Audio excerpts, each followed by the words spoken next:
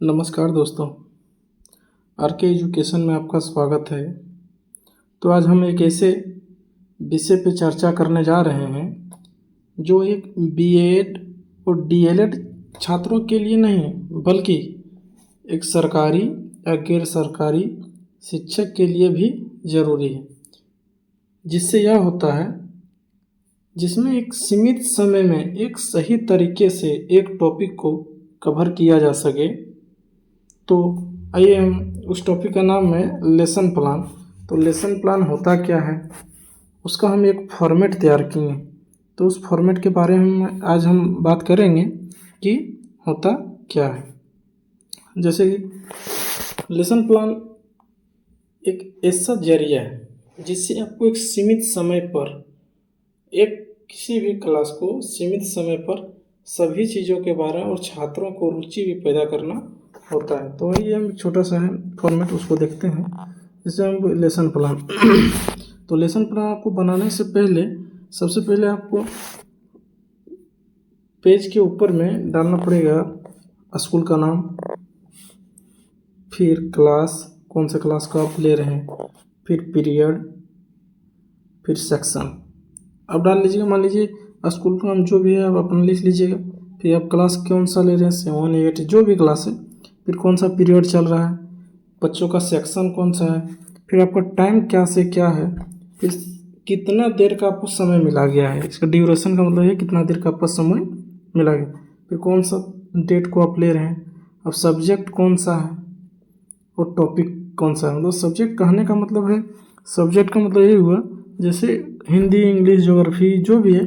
तो मान लीजिए हमने इंग्लिश लिए और इंग्लिश में टॉपिक मेरा नाउन है, मान लिया। उसके बाद आइए देखते हैं। इतना हो जाने के बाद फिर आप आइएगा नीचे।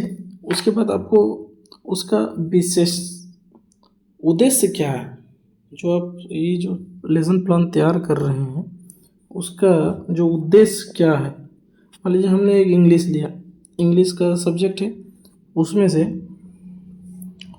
जनरल ऑब्जेक्टिव सामान्य उद्देश्य इसका क्या है। तो मिनिमम आप 3 क्वेश्चन उसमें डालिएगा। सामान्य उद्देश्य का मतलब ये है कि किस विषय को आप पढ़ा रहे हैं। अभी टॉपिक पे बात नहीं हो रही, आप किस विषय से पढ़ा रहे हैं, उस विषय को पढ़ाने से बच्चों में क्या बेनिफिट देखने को मिलेगा।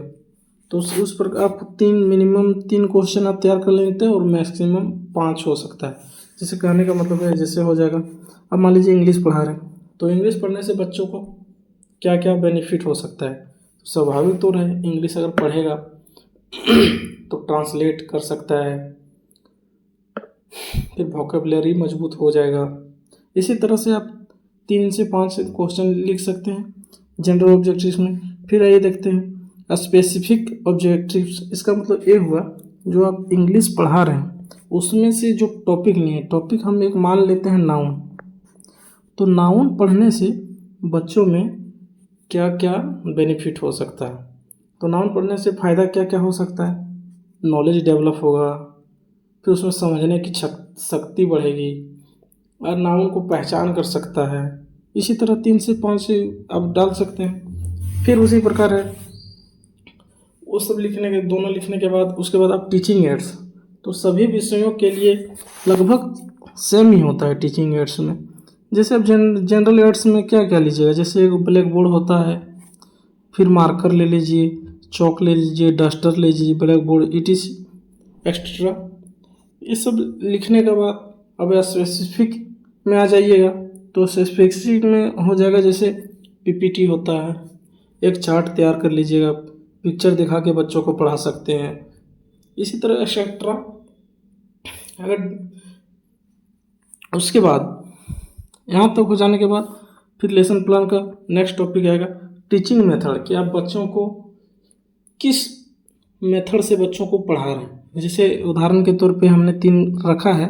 जैसे आप लेक्चर मेथड से पढ़ाना चाह रहे हैं, कि ब्लैक बोर्ड मेथड से पढ़ाना चाह रहे हैं, कि क्वेश्चन आंसर मेथड से पढ़ाना चाह रहे हैं। तो उसी प्रकार से आपको जो इच्छा करे उस मेथड से आप पढ़ा सकते हैं। उसके बाद अब बच्चों को प्रीवियस नॉलेज के बारे में पूछेंगे। जैसे हम इंग्लिश का टॉपिक नाउन लिए थे, तो अब मिनिमम 3 क्वेश्चन बच्चों से पूछेंगे प्रीवियस नॉलेज के बारे में। जैसे कहने का मतलब है, आप नाउन बच्चों से आप पूछिएगा कि नाउन के बारे में आप क्या क्या जानते हैं। जैसा उसका आंसर आएगा, हो सकता है कोई जानता हो, कोई नहीं जानता हो, तो उससे कोई दिन उसी प्रकार 3 क्वेश्चन लिखेंगे। उसके बाद आप इंट्रोडक्शन देंगे। तो इंट्रोडक्शन का मेन मकसद है, आप ऐसे फॉर्मेट तैयार कर लीजिएगा। उसके बाद एक तरफ लिखिएगा pupil teacher activity. Pupil teacher activity का मतलब होता है छात्र शिक्षक। उसके बाद होता है पुपिल स्टूडेंट एक्टिविटी। या तो पुपिल भी लिख सकते हैं या तो स्टूडेंट भी लिख सकते हैं, उसका दोनों लिख सकते हैं। तो इधर भी 3 से 4 क्वेश्चन मिनिमम होगा। जैसे आप पूछिएगा नाउन के बारे में, मान लीजिए कोई आप जब क्लास में रहिएगा तो मान लीजिए कोई चित्र दिखा के पूछेगा कि what is the name of, तो बच्चों बोलेगा कि द नेम ऑफ इज जो भी रहेगा, एनिमल ऑफ काव, ऐसे बोलेगा जो भी है। उसके बाद फिर आप कुछ डस्टर दिखा दीजिएगा, उससे पूछिए what is the name of, तो फिर बच्चों का जो आंसर आएगा। इसी प्रकार कम से कम आप 3 क्वेश्चन तैयार कर लीजिएगा। उसके बाद जो स्टूडेंट का रिप्लाई आएगा उसको आप एक तरह लिख लेना है। उसके बाद आपको टॉपिक का नाम अनाउंसमेंट करना है। तो उस अनाउंसमेंट में क्या कीजिएगा, क्योंकि student today we are going to the study in, आप मान लीजिए टॉपिक पढ़ा रहे हैं तो टॉपिक का नाम डालिएगा, चैप्टर पढ़ा रहे हैं तो चैप्टर का नाम डालिएगा। उसी तरह का स्टोरी पढ़ा रहे हैं तो स्टोरी का नाम, फिर पोएम पढ़ा रहे हैं तो पोएम के नाम। इसी तरह का प्रकार से आप बच्चों को बताइएगा। जब अनाउंसमेंट आप कर दीजिएगा कि हम इस टॉपिक को पढ़ने जा रहे हैं, उसके बाद आप एक प्रेजेंटेशन तैयार कीजिएगा। ये प्रेजेंटेशन है। अब प्रेजेंटेशन के बारे में फॉर्मेट लिख लीजिएगा। उसके बाद देखिए कि प्रेजेंटेशन में क्या क्या है। उसके बाद आप 4 कॉलम बनाइएगा, उसमें लिखिएगा मेन पॉइंट। इसको मेन पॉइंट की जगह आप स्टडी पॉइंट भी लिख सकते हैं। पुपिल टीचर एक्टिविटी, उसका अभिक्रिया क्या है। उसके बाद फिर लिखिएगा स्टूडेंट एक्टिविटी कि स्टूडेंट का अभिक्रिया क्या है। फिर उसके बाद लिखिएगा ब्लैक बोर्ड वर्क। इसका मतलब ये हुआ कि टॉपिक जैसे करने का मतलब, अब हम एक मान लिए जैसे इंग्लिश में आप नाउन पढ़ा रहे हैं, तो नाउन में आप पूछिएगा कि राम इज माय फ्रेंड। मान लीजिए मेन पॉइंट में आप लिखिएगा कि राम इज माय फ्रेंड, तो पूछिएगा। उसके बाद आप लिखिएगा पुपिल टीचर एक्टिविटी में कि हुज नेम इज राम, यहाँ लिखिएगा हुज नेम इज राम।